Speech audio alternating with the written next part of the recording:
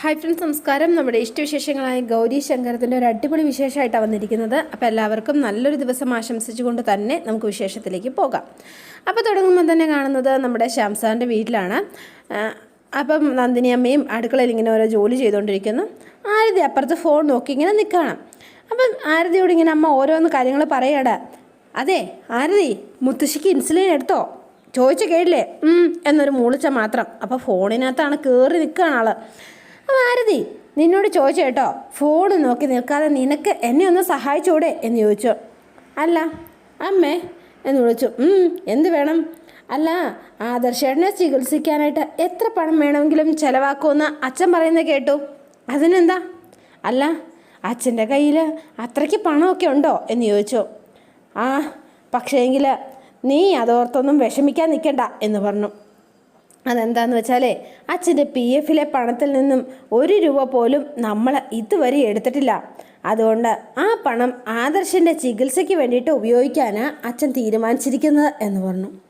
അപ്പോൾ വേഗം ആരതി ചോദിക്കുകയാണ്, അല്ലമ്മേ, അച്ഛൻ്റെ PF മുഴുവൻ പണമെടുത്ത് ചികിത്സിച്ചാലും അതുകൊണ്ട് ഗുണം ഉണ്ടായില്ലെങ്കിലോ എന്ന് ചോദിച്ചു. നീ എന്താടി ചോദിച്ചത് എന്ന് ചോദിച്ച് ആരതിയുടെ കാരണക്കുറ്റി നോക്കി ഒരൊറ്റ അടി അങ്ങ് വെച്ചു കൊടുത്തു നമ്മുടെ നന്ദിനി അമ്മ. നീ എന്ത് വർത്തമാനടി പറഞ്ഞത് എന്ന് ചോദിച്ചു. നീ എന്താ വിചാരിച്ചത്? എൻ്റെ ആദർശിനെ ചികിത്സിച്ചാൽ ഗുണം ഉണ്ടാവില്ല എന്നോ? നീ കൊള്ളാലോ ആള് എന്ന് ചോദിച്ചു. നിനക്കെങ്ങനെ പറയാൻ തോന്നിയടി? എന്നോട് തന്നെ പറയാൻ തോന്നിയല്ലോ നിനക്ക്. നിൻ്റെ ഏട്ടനില്ലേ അവൻ? പോട്ടെ, എന്ത് ക്രൂര മനസ്സാ നിനക്ക്. നിനക്ക് നിൻ്റെ ഏട്ടനേക്കാൾ വലുത് അച്ഛൻ്റെ PF കിടക്കുന്ന പൈസയല്ലേ? അമ്മേ എന്ന് വിളിച്ചു. വേണ്ട എങ്കിൽ നീ ഒരു കാര്യം കേട്ടോ, ആദർശിനെ ചികിത്സിക്കാൻ ഞങ്ങൾക്കുള്ളതെല്ലാം വിറ്റ് തുലയ്ക്കേണ്ടി വന്നാൽ പോലും ഒരു മടിയില്ലാതെ ഞങ്ങളത് മുഴുവൻ ചെയ്തിരിക്കും.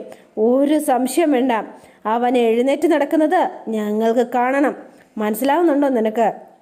അതിനു വേണ്ടിയിട്ട് എന്തൊക്കെ നഷ്ടപ്പെടുത്തി വേണ്ടി വന്നാലും നഷ്ടപ്പെടുത്തും. നിന്നെ ഞാൻ കാണിച്ചു തരാം എന്ന് പറഞ്ഞ് നന്ദിനിയമ്മ കാലിൽ പൂണ്ടിങ്ങനെ നിൽക്കുകയാണ്. അപ്പോൾ ആരതിക്ക് കിട്ടാനുള്ളതെല്ലാം മേടിച്ചെടുത്തു, ആവശ്യത്തിന് കിട്ടി. അപ്പോൾ ഇതെല്ലാം കേട്ട് മറ്റൊരാൾ അവിടെ നിൽപ്പുണ്ടായിരുന്നു, നമ്മുടെ വേണി. ആൾക്ക് ഭയങ്കര സങ്കടമായി, കണ്ണൊക്കെ നിറഞ്ഞ് മേളിലേക്ക് കയറി ചെല്ലുകയാണ്. അപ്പോൾ ആദർശ് അവിടെ ഇരിപ്പുണ്ട്. വേണി വേണ്ട അവിടെ വന്നിരുന്നു. വേണിയുടെ ഇരിപ്പ് കണ്ടപ്പോൾ, വേണി എന്തു പറ്റി? ഒന്നുമില്ല. നീ എനിക്ക് ജ്യൂസ് എടുക്കാൻ പോയതല്ലേ, എന്നിട്ട് എന്താ വെറും കൈയോടെ തിരിച്ചു വന്നത്? ആദർശേട്ടാ, നമ്മുടെ പട്ടുപാടക്കാരി നമ്മൾ വിചാരിച്ച പോലെ ചെറിയ കുട്ടിയൊന്നും അല്ല കേട്ടോ. അവൾ വലിയ കുട്ടിയാണ്. ആരതി വലിയ കുട്ടി ആയതുകൊണ്ടല്ലേ അവളെ കല്യാണം കഴിച്ചയപ്പിക്കുന്നത്? നമ്മുടെ പ്രൊഫസർ പറഞ്ഞില്ലേ, പ്രൊഫസറിലെ PF പൈസ മുഴുവൻ ആദർശേട്ടൻ്റെ ചികിത്സയ്ക്ക് വേണ്ടിയിട്ട് ചിലവാക്കുമെന്ന്. നമുക്കുണ്ടല്ലോ ആ പൈസ, അത് വേണ്ട കേട്ടോ. ആ പൈസ വാങ്ങണ്ട കേട്ടോ ആദർശേട്ടാ. പാവം പ്രൊഫസർ എത്ര കാലം ജോലി ചെയ്ത് കഷ്ടപ്പെട്ടുണ്ടാക്കിയ പൈസയത്. അത് മാത്രമല്ല, അത് നമുക്ക് ആരതിയുടെ കല്യാണത്തിന് ഉപയോഗിക്കാം. ആരതിയുടെ കല്യാണത്തിന് ആ പൈസയല്ലേ മിച്ചമുള്ളൂ, വേറെ ഒന്നുമില്ലല്ലോ. അച്ഛൻ്റെ PF പൈസ എടുത്ത് എൻ്റെ ചികിത്സ നടത്താൻ പാടില്ല എന്ന് ആരതി പറഞ്ഞോ വേണി? എന്തുടൊക്കെ ആദർശേട്ടാ ഈ പറയണത്? അല്ല, നിങ്ങളുടെ അനിയത്തി അങ്ങനെയൊക്കെ പറയുമോ? പിന്നെ നീ പെട്ടെന്ന് അച്ഛൻ്റെ PF പൈസ എടുത്ത് എന്നെ ചികിത്സിക്കണ്ട എന്നും നീ പറയാനുള്ള കാരണം എന്താ വേണി? അതോ? എനിക്കങ്ങനെ തോന്നി, അത് തന്നെ. രണ്ട് വേറെ കാര്യമില്ല കേട്ടോ. ബോക്സിങ് ചാമ്പ്യ, നീ അതൊന്നും ആലോചിച്ച് ഇനി തലമുണ്ടാക്കണ്ട കേട്ടോ. നീ എന്തോ എന്നിൽ നിന്നും മറച്ചു വയ്ക്കുന്നുണ്ട്. അയ്യോ എൻ്റെ മത്താപ്പേ, ഞാൻ നിങ്ങളിൽ നിന്ന് എന്തെങ്കിലും മറച്ചു വെക്കുമെന്ന് നിങ്ങൾക്ക് തോന്നുന്നുണ്ടോ? എൻ്റെ ജീവിതത്തിൽ എന്തെങ്കിലും മറച്ചു വെച്ചിട്ടുണ്ടോ? പറയാം. പിന്നെ ഈ ഒളിക്കലും മറക്കലും ഒക്കെ നിങ്ങളുടെ പരിപാടിയല്ലേ എന്ന് ചോദിച്ചു. അപ്പോൾ ആദർശിട്ടൊരു കുത്തും കിട്ടി. ആദർശം മിണ്ടാതിരിക്കണം. അതെ ആദർശേട്ടാ, അതെ അപ്പോഴേക്കും ഫീലിങ്സ് അടിച്ചോ? സോറി കേട്ടോ. അതെന്താണെന്ന് വെച്ചാലേ, അതെ ഞാൻ രഞ്ജുവിൻ്റെ കാര്യം ഞാൻ അറിയാണ്ട് പറഞ്ഞു പോയതാട്ടോ. നിങ്ങളത് വിട്ട് കളഞ്ഞേര് കേട്ടോ എന്ന് പറഞ്ഞു. അപ്പോൾ ഒന്നും മിണ്ടിയില്ല ആദർശ്. അതെ സത്യത്തിലുണ്ടല്ലോ, പഠിത്തമില്ലാത്തതിൻ്റെ വിഷമേ ഇപ്പോഴാണ് എനിക്ക് മനസ്സിലാവണത്. ഒന്ന് ആലോചിച്ച് നോക്കിയേ, ഇപ്പം എനിക്ക് കുറച്ച് പഠിത്തമൊക്കെ ഉണ്ട്, ഒരു ജോലിയൊക്കെ ഉണ്ടായിരുന്നെങ്കിൽ പോവായിരുന്നു അല്ലേ ആദർശേട്ടാ? എങ്കിൽ പിന്നെ പഠിക്കാനുള്ള കാശും അവസരം ഒന്നും ഇല്ലാഞ്ഞിട്ടല്ലല്ലോ. പഠിക്കാനുള്ള അവസരം ഉണ്ടായപ്പോൾ പഠിക്കാതെ മടി പിടിച്ചിരുന്നു ഞാനും എൻ്റെ ഏട്ടനും. ഇപ്പോഴാ പഠിത്തത്തിൻ്റെ വിലയൊക്കെ മനസ്സിലാകുന്നത്. അതിൻ്റെ വിഷമം എന്താണെന്ന് ഇപ്പം മനസ്സിലായി തുടങ്ങി. വേണി, ഈ വീട്ടിൽ എന്തോ ഒരു പ്രശ്നം ഉണ്ടായിട്ടുണ്ട്, അതെനിക്ക് ഉറപ്പാണ്. അതെന്താ? അല്ലെങ്കിൽ നീ ഇങ്ങനെയൊന്നും സംസാരിക്കില്ലല്ലോ. ഓ എൻ്റെ പൊന്നു മനുഷ്യ, ഈ വീട്ടിൽ ഒരു പ്രശ്നം ഉണ്ടായിട്ടില്ല. എന്താന്ന് വെച്ചാലേ എൻ്റെ ഓരോ ചിന്തകൾ ഞാനിങ്ങനെ അങ്ങ് പറഞ്ഞു എന്ന് മാത്രം. വന്ന് ഒരു കാര്യം നിങ്ങളോട് പറയാൻ പറ്റാണ്ടായിട്ടോ എന്ന് പറഞ്ഞാൽ വേണി വേഗം എഴുന്നേറ്റ് പോവാണ്. വേണി, ഇങ്ങോട്ട് വരാനല്ലേ ഇതിനോട് പറഞ്ഞത്? വേണ്ട, എനിക്ക് കുറച്ച് ജോലികളുണ്ട്, അത് പിന്നെ ചെയ്യാം, നീ ഇവിടെ വന്ന് ഇങ്ങോട്ട് ഇരുന്നേ എന്ന് പറഞ്ഞു. അപ്പോൾ വേണി വേഗം ചെന്ന് അവിടെ ഇരിക്കുകയാണ് ആദർശിൻ്റെ അടുത്ത്. എന്താ മത്താപ്പേ, എന്താ കാര്യം എന്ന് ചോദിച്ചു. അതെ വേണി, ചികിത്സിച്ചാലും ഞാൻ രക്ഷപ്പെടും എന്ന് യാതൊരു ഉറപ്പുമില്ല. ആ സ്ഥിതിക്ക് പിന്നെ അച്ഛൻ്റെ PF പൈസ എടുത്ത് എന്നെ ചികിത്സിക്കാൻ പാടില്ല എന്ന് ആരതി പറഞ്ഞിട്ടുണ്ടെങ്കിൽ പോലും ഞാൻ അവളെ ഒരിക്കലും തെറ്റു പറയില്ല വേണി. അതെന്താണെന്ന് വെച്ചാൽ അച്ഛൻ്റെ ആ സമ്പാദ്യം കൊണ്ട് അവൾക്ക് നല്ലൊരു ജീവിതം ഉണ്ടാവണം, അതാണ് എൻ്റെ ആഗ്രഹം. PF പണം എനിക്ക് വേണ്ടിയിട്ട് പാഴാക്കി കളയാനുള്ളതല്ല എന്ന് പറഞ്ഞു. എൻ്റെ പൊന്നാദർശേട്ടാ, ഒരു കാര്യം പറയട്ടെ, ഈ വണ്ടിയിൽ നിന്ന് നിങ്ങൾ എഴുന്നേറ്റ് നടക്കുമെന്ന് നിങ്ങൾക്ക് ചിലപ്പം ഒരു വിശ്വാസം ഉണ്ടായിന്ന് വരില്ല. എന്തിന്? നിങ്ങളുടെ വീട്ടുകാർക്കും വിശ്വാസം ഉണ്ടായിന്ന് വരില്ല. പക്ഷേ എങ്കിലുണ്ടല്ലോ, എനിക്ക് നല്ല വിശ്വാസമുണ്ട് കേട്ടോ. അതെന്താണെന്നറിയോ? കുറച്ച് സമയമൊക്കെ എടുക്കുമായിരിക്കുമെന്നേ. സാരില്ല കേട്ടോ, ഞാൻ കാത്തിരിക്കാം, ഉറപ്പായിട്ട് ഞാൻ കാത്തിരിക്കും ആദർശേട്ടാ. നിങ്ങൾ എഴുന്നേൽക്കും, എന്നിട്ട് ഈ 2 കാലും കൊണ്ട് നിങ്ങൾ നടന്നിരിക്കും. നടക്കല്ല കേട്ടോ, നിങ്ങൾ ഓടും എൻ്റെ കേട്ടോ മനുഷ്യ, ഉറപ്പ്. പിന്നെ നിങ്ങളുടെ ഒരാവശ്യത്തിനും യാതൊരു ബുദ്ധിമുട്ടും ഉണ്ടാവില്ല കേട്ടോ, അതോർത്ത് വിഷമിക്കേണ്ട. ഒരാളെയും ആശ്രയിക്കാണ്ട് നിങ്ങളുടെ ചികിത്സ ഈ വേണി നടത്തിയിരിക്കും. വേണി, ഞാൻ ഓടുമ്പോൾ നീയും എൻ്റെ ഒപ്പം ഓടുമോ എന്ന് ചോദിച്ചു. പിന്നല്ലാണ്ട് നിങ്ങളോടുമ്പോൾ നിങ്ങളുടെ കൂടെ ഞാനല്ലാണ്ട് പിന്നെ ആരോടാനാ? നിങ്ങളുടെ കൂടെ ആരും ഉണ്ടാവില്ല കേട്ടോ, അതാദ്യം മനസ്സിലാക്കിക്കോ. നിങ്ങൾ ചേർത്ത് പിടിച്ച ഒരു പെണ്ണില്ലേ, നിങ്ങൾ താലി കെട്ടിയ ഒരു പെണ്ണ്, എന്തേ നിങ്ങൾ സിന്ദൂരം അണിയിച്ച ഒരു പൊട്ടിപ്പെണ്ണില്ലേ, ഒരു പൊട്ടിപ്പെണ്ണ്, ആ പെണ്ണ് മാത്രമേ ഉണ്ടാവുള്ളൂ കേട്ടോ.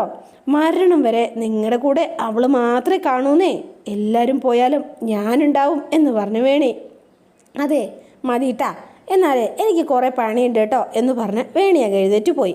വേണിക്ക് ഉള്ളിൽ നല്ല സങ്കടമുണ്ട്, പക്ഷേ എങ്കിൽ ആളത് പുറത്ത് കാണിക്കുന്നില്ല. അപ്പോൾ അങ്ങനെ വേണി അങ്ങ് ഇറങ്ങിപ്പോവുകയും ചെയ്തു. പിന്നെ കാണുന്നത് നമ്മുടെ ചാരങ്ങാട്ട് മഹാദേവനെയാണ്. നമ്മുടെ മണിമുത്തശ്ശി അപ്പുറത്ത് ഉരുപ്പുണ്ട്. മഹാദേവൻ പിള്ളച്ചേട്ടനെ വിളിച്ച് സംസാരിക്കുകയാണ്. ആ പിള്ളേ, താൻ കർണാടകത്തിൽ തന്നെ കുറച്ച് നാൾ അവിടെ തന്നെ നിൽക്കടോ.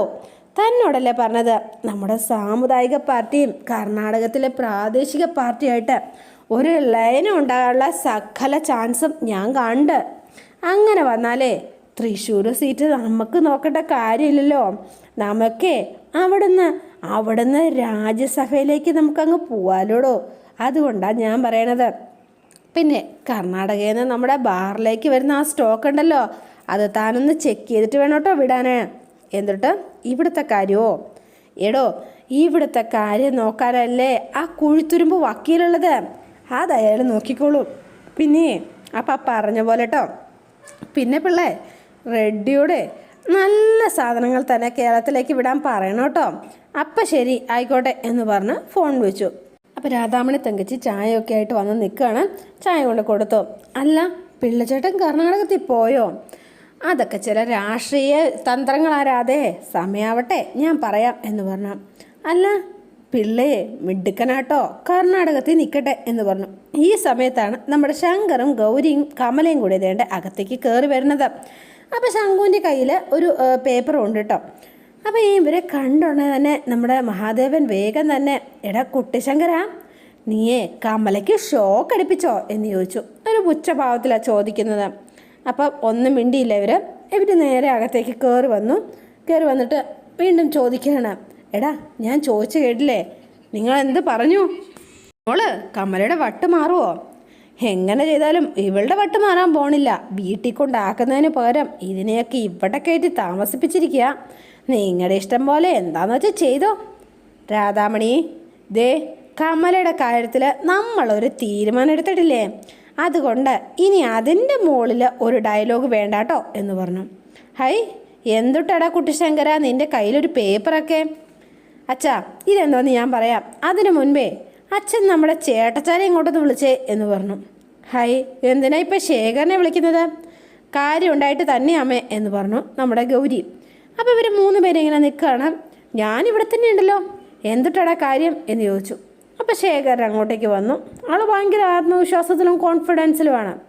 എടാ കുട്ടിശങ്കര, കാര്യം എന്താണെന്ന് വെച്ചാൽ നീ വിളമ്പിക്കേ, എന്നിട്ട് ഞാൻ വൈകിപ്പിക്കണത്. അത് പറയേണ്ടത് ഞാനല്ല, അച്ഛൻ്റെ മൂത്ത മോൻ നമ്മുടെ ശേഖരേട്ടൻ തന്നെയാട്ടോ. പുള്ളിക്കാരനൊന്ന് പറയട്ടെന്നേ, ചോദ്യങ്ങൾ ഞാൻ അങ്ങ് ചോദിക്കാം. രാധേ, ഇതെന്താടി ഇവിടെ സ്കൂളാണോ? ഇവൻ മാഷും ബാക്കിയുള്ളവർ കുട്ടികളുമോ? ഇവൻ ചോദിക്കുമ്പോൾ ഒന്ന് മറ്റുള്ളവർ ഉത്തരം പറയണം. ഇതെന്താ സംഭവം? നിനക്കെന്താ അറിയേണ്ടത് എന്ന് ചോദിച്ചു ശേഖരൻ. ഇവളുടെ വട്ട് ചികിത്സയ്ക്കുള്ള ഡോക്ടർ എന്നെയും കാണണമെന്ന് പറഞ്ഞോ? എനിക്കൊന്നും വരാൻ പറ്റില്ല.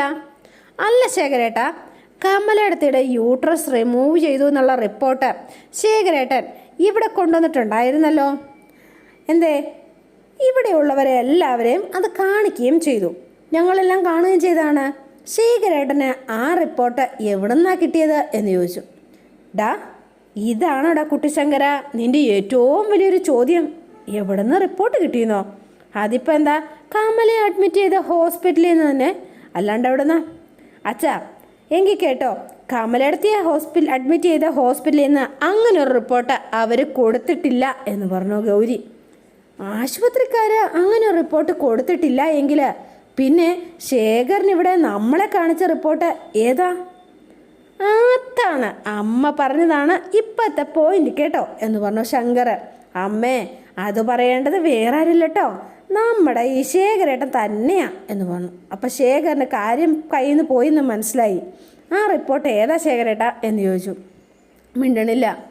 എനിക്കൊന്നും മനസ്സിലാവണില്ല കേട്ടോ. എടാ, കമലയ്ക്ക് ഇന്ന് ക്രാങ്ങൾ ഉണ്ടാവില്ല എന്ന് കമലയെ ചികിത്സിച്ച ഹോസ്പിറ്റലിൽ തന്നെയല്ലേ പറഞ്ഞത്? അതിനിപ്പോൾ എന്താ സംശയം? എന്താ ഒരു മാറ്റം? അച്ഛാ, ദേ നമ്മുടെ കമലയിടത്തേക്ക് ഒരു കുഴപ്പമില്ല കേട്ടോ എന്ന് പറഞ്ഞു. കുഴപ്പമില്ലെന്ന് വെച്ചാൽ കമലയിടത്തിയുടെ യൂട്രസ് റിമൂവ് ചെയ്തിട്ടില്ല എന്ന് പറഞ്ഞു. അപ്പം മഹാദേവനും രാധാമണിയും ഒന്ന് ഞെട്ടി. അവർ തമ്മിൽ നോക്കുകയാണ്. കമലയിടത്തേക്ക് ഇനിയും കുട്ടികളുണ്ടാവും, ഒരു കുഴപ്പമില്ല എന്നാണ് പറഞ്ഞത്. അപ്പോൾ ഇവരിങ്ങനെ നോക്കുന്നു. ശേഖരന് ഒരു പതുങ്ങിയ ബട്ടിലിങ്ങനെ നിൽക്കുക. അമ്മയ്ക്ക് വിശ്വാസം വരണില്ല അല്ലേ? ഗൗരി, ആ കമലയിടത്തിയുടെ സ്കാനിങ് റിപ്പോർട്ട് ഒന്ന് കാണിച്ചു കൊടുത്തേ എന്ന് പറഞ്ഞു. അപ്പോൾ വേഗം അതിലെന്തിട്ടാ പറഞ്ഞതെന്ന് വെച്ചാൽ ഒന്ന് വായിച്ചങ്ങ് കൊടുക്കുന്നേ. അപ്പോൾ ഗൗരി ഇതെല്ലാം വായിക്കുകയാണ്. അപ്പോൾ വേഗം തന്നെ ശേഖരൻ, അതെ എൻ്റെ പൊന്നോ അച്ഛാ, ഇവർ പറയുന്നത് ഫുള്ള് കള്ളത്തരാട്ടോ, എന്നെ കൊടുക്കാൻ വേണ്ടിയിട്ട് മനഃപൂർവ്വം എന്ന് പറഞ്ഞു ശേഖരൻ. അതിങ്ങോട്ട് തന്നെ എന്ന് പറഞ്ഞു. ഞാൻ നോക്കട്ടെ എന്ന് പറഞ്ഞു മഹാദേവനും രാധാമണിയും വാങ്ങിച്ച് തിരിച്ച് മറിച്ച് ഇങ്ങനെ നോക്കിക്കൊണ്ടിരിക്കുകയാണ്. ഒരു ചക്കയും വായിക്കാറിയില്ല എന്നുള്ളത് മറ്റൊരു സത്യം. പക്ഷേങ്കിൽ എന്ത് ചെയ്യാൻ പറ്റും? അപ്പം ഇങ്ങനെ നിൽക്കുകയാണ് രണ്ടുപേരും. റിപ്പോർട്ട് നോക്കി അച്ഛനും അമ്മയ്ക്കും എന്തൊട്ട് തേങ്ങയാണ് മനസ്സിലാവുന്നത്? അതിവർക്കറിയാം. കമലയെ ഈ വീട്ടിൽ പിടിച്ചു നിർത്താനുള്ള ഇവളുടെ ഈ ഗൗരിയുടെ അടവാട്ടോ അച്ഛാ എന്ന് പറഞ്ഞു ശേഖരൻ. ഈ സമയത്താണ് നമ്മുടെ ഗംഗ അങ്ങോട്ടേക്ക് വരുന്നത്. ഇത് കണ്ടപ്പോൾ ശങ്കറിന് സന്തോഷമായി. ശങ്കർ പതുക്കെ, അച്ഛാ, ഇത് റിപ്പോർട്ട് സത്യമാണോ അല്ലയോ എന്ന് നമുക്കറിയണമല്ലോ. ശേഖരേട്ടൻ്റെ ഉടായ്പ നമുക്ക് തിരിച്ചറിയണമല്ലോ. ഗൗരിയെ നിങ്ങൾക്ക് വിശ്വാസമില്ലല്ലോ, പക്ഷേ എനിക്ക് വിശ്വാസം കേട്ടോ. ഏതായാലും നിങ്ങളുടെ വിശ്വാസത്തിന് വേണ്ടിയിട്ട് ആ സ്കാനിങ് റിപ്പോർട്ട് നമ്മുടെ ഗംഗയ്ക്കൊന്ന് വാങ്ങിച്ചു കൊടുത്തേ. എന്ത് പറയുന്നു? ഗംഗയൊന്ന് നോക്കട്ടെ. ഗംഗ പറഞ്ഞാൽ അച്ഛനും അമ്മയ്ക്കും വിശ്വാസമാവുമല്ലോ അല്ലേ? എന്താണെങ്കിലും അപ്പം വേഗം മഹാദേവൻ, ഗംഗ മോളെ നീ ഇങ്ങ് വന്നേ എന്ന് പറഞ്ഞു മഹാദേവൻ അങ്ങോട്ടേക്ക് വിളിച്ചു. നമ്മുടെ കമലയുടെ സ്കാനിങ് റിപ്പോർട്ടാണിത്. ഈ കമലയുടെ യൂട്രസ് എടുത്തു കളഞ്ഞു എന്നാണ് ഞങ്ങളൊക്കെ വിചാരിച്ചിരിക്കുന്നത്. ശേഖരൻ കൊണ്ടുവന്ന ആ മെഡിക്കൽ റിപ്പോർട്ടിൽ അങ്ങനെ തന്നെയായിരുന്നു എഴുതിയിരുന്നത്. ഇപ്പം കുട്ടിശങ്കരൻ പറയുന്നു കമലയുടെ യൂട്രസിന് യാതൊരു കുഴപ്പമില്ലാന്ന്. ദേവമാമയ്ക്ക് ഒരു പിടുത്തവും കിട്ടണില്ല മോളെ, നീ ഇതൊന്ന് മോള് നോക്കിക്കേ എന്നിട്ട് പറഞ്ഞേ സത്യസന്ധമായ കാര്യം എന്ന് പറഞ്ഞു. ശേഖരൻ നിന്ന് പരുങ്ങാൻ തുടങ്ങി. കളിപ്പാളിന്ന് മനസ്സിലായി. അബ്ഡമൻ ആൻഡ് ബെൽവെറ്റ് സ്കാനാണ്. എന്താണെങ്കിലും ഒരു കുഴപ്പമില്ല ദേവമാമ. ഈ സ്കാനിങ് റിപ്പോർട്ടിൽ കമലയിടത്തിയുടെ യൂട്രസിൻ്റെ വിഡ്ത്ത്, ലെങ്ത്, ഫോളിക് കം അങ്ങനെ എല്ലാം ഡീറ്റെയിൽ ആയിട്ട് പറയുന്നുണ്ടല്ലോ മോളെ. എന്ന് വെച്ചാൽ മനസ്സിലായില്ല. അതിലുള്ള ശരിക്കും അർത്ഥം എന്താണെന്ന് വെച്ചാൽ എന്ന് വെച്ചാൽ ഇനി കമലയിടത്തിക്ക് ഒരു കുഴപ്പമില്ല എന്ന്. കമലയിടത്തിയുടെ ഇനി യൂട്രസിന് യാതൊരു കുഴപ്പമില്ല, അത് റിമൂവ് ചെയ്തിട്ടില്ല എന്നുള്ളതാണ്. അപ്പം ഞെട്ടിപ്പോയി നമ്മുടെ മഹാദേവൻ. അപ്പോൾ ഗൗരിക്കും ശങ്കറിനും ഭയങ്കര സന്തോഷമായി. ശേഖരൻ ഷോക്കടിച്ച പോലെ നിൽക്കുകയാണ്. അച്ഛന് ഇപ്പം വിശ്വാസമായല്ലോ അല്ലേ? അപ്പോൾ നേരത്തെ കമലയ്ക്ക് പ്രസവിക്കാൻ കഴിയില്ല എന്ന് പറഞ്ഞ ശേഖരൻ കൊണ്ടുവന്ന ആ റിപ്പോർട്ടോ എന്ന് ചോദിച്ചു മഹാദേവൻ. ഹോസ്പിറ്റലിലെ ലെറ്റർ പാടും സൈനും എങ്ങനെയോ ശേഖരേട്ടൻ സംഘടിപ്പിച്ചെടുത്തതാണ്. പിന്നെ അത് മാത്രവുമല്ല, അവിടുന്ന് അങ്ങനെ റിപ്പോർട്ട് കൊടുത്തിട്ടേയില്ല.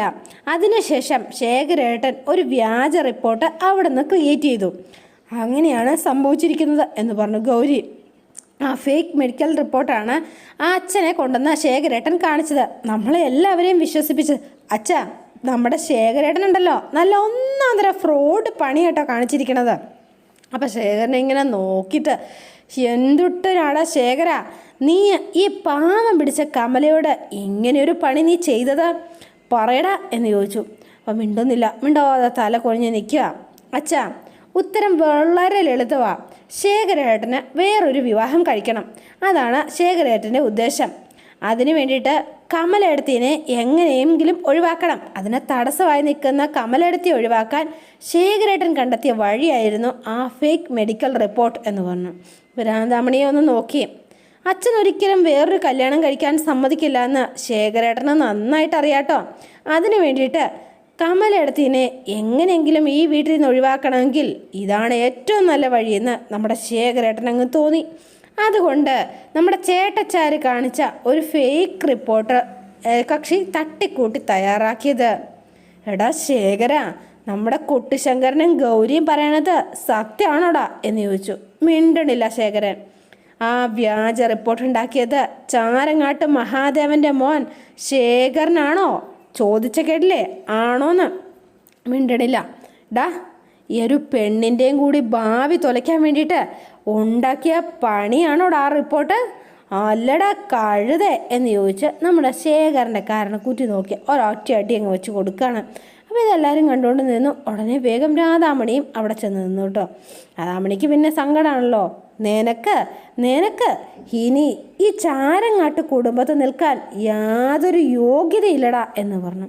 ഇറങ്ങടാ, ഇപ്പം ഇറങ്ങടാ എന്ന് പറഞ്ഞു. ഇത് കേട്ടപ്പോൾ മണിമുത്തശ്ശിക്ക് ഭയങ്കര സന്തോഷമായി. മണി കിലുക്കിയിട്ട് കൊള്ളാം എന്നുള്ള മട്ടിൽ മുത്തശ്ശി ഇങ്ങനെ അനുകൂലിക്കുകയാണ്. ഇനി ഈ നിമിഷം ഇറങ്ങിക്കോ. ഈ വീടിൻ്റെ പടി നീ ഇപ്പോൾ ഇറങ്ങിക്കോണം. ഇനി ഒരു നിമിഷം ഈ വീട്ടിൽ നിനക്കിനി ഒരിക്കലും സ്ഥാനമില്ല. ഇറങ്ങി പോടാ കന്നാലി എന്ന് പറഞ്ഞു. അപ്പോൾ എന്ത് ചെയ്യും? ആകെ പെട്ടുപോയി. അപ്പോൾ രാധാമണി വന്നിട്ട്, അയ്യോ നിങ്ങൾ എന്തീ പറയണത്? നമ്മൾ ഇറക്കി വിട്ടാൽ അവൻ എങ്ങോട്ട് പോവും? രാധാമണി തങ്കച്ചി, മിണ്ടരുത്. നീ എല്ലാത്തിനും വളം വെച്ച് കൊടുക്കുന്നത് നീ ഒറ്റ ഒരുത്തിയാ. ഇനി ഒരക്ഷരം മിണ്ടിപ്പോവരുത്. മിണ്ടിയാൽ അമ്മയും മോനെയും കൂടെ രണ്ടിനെയും കൂടെ ഞാൻ പടിക്ക് പുറത്താവും. കാണണോ നിനക്ക് എന്ന് ചോദിച്ചു. അത് വേണോടി എന്ന് ചോദിച്ചു. മിണ്ടുന്നില്ല. സ്റ്റക്കായി. എടാ, നിനക്കൊണ്ടല്ലോ ഈ വീട്ടിൽ മാത്രമല്ലടാ, ഈ ചാരങ്ങാട്ട് മഹാദേവൻ്റെ മനസ്സിൽ പോലും ഇനി ഒരിക്കലും സ്ഥാനമില്ല. ഇറങ്ങി പോടായി കുടുംബത്തുനിന്ന്, വാടാ ഇങ്ങോട്ട് എന്ന് പറഞ്ഞ് ഇവനെ വലിച്ചഴച്ച് പുറത്ത് കൊണ്ടുപോയി തള്ളുകയാണ് മഹാദേവൻ. യോ മോനെ എന്ന് പറഞ്ഞ രാധയും. അപ്പം ഇങ്ങനെ നിൽക്കുമ്പോഴത്തേനും, ദേ ഒരു കാര്യം ഞാൻ പറഞ്ഞേക്കാം. ഇനി ഒരച്ചാച്ചനാവാനുള്ള മോഹം കൊണ്ട് നടക്കുന്ന ഈ തന്തനെ വെറും ചതിച്ചവനല്ലേടാ നീ. ഇനി ഒരിക്കലും നിന്നോട് ഞാൻ ക്ഷമിക്കില്ല. എൻ്റെ നിഴല് വെട്ടത്ത് പോലും നിന്നെ ഞാൻ കണ്ടുപോവരുത്. എൻ്റെ മാത്രമല്ല കേട്ടോ, ഈ വീട്ടിൽ മാത്രമല്ല, എൻ്റെ സ്ഥാപനങ്ങളുടെ ഒന്നിൻ്റെയും പടിക്കൽ പോലും വന്നേക്കരുത് നീ. മനസ്സിലായോ? മതിയായി എനിക്ക് എന്ന് പറഞ്ഞ് അങ്ങനെ നിൽക്കുകയാണ്. അതോടെയാണ് ഇന്നത്തെ വിശേഷം അവസാനിക്കുന്നത്. ഇനി നാളത്തെ വിശേഷം ഇതിലും ഗംഭീരമാണ്. അപ്പോൾ എല്ലാവരും വെയിറ്റ് ചെയ്യുക. ഇഷ്ടപ്പെട്ടുവെങ്കിൽ ലൈക്ക് ചെയ്യുക, ഷെയർ ചെയ്യുക. തൊട്ടടുത്ത് ആ ബെൽ ബട്ടൺ കൂടെ ഒന്ന് ഞെക്കുകയാണെങ്കിൽ ഞാനിടുമ്പോൾ തന്നെ നോട്ടിഫിക്കേഷൻ ലഭിക്കുന്നതായിരിക്കും. പുതുപുത്തൻ വിശേഷമായിട്ട് എത്താം. Bye and see you again.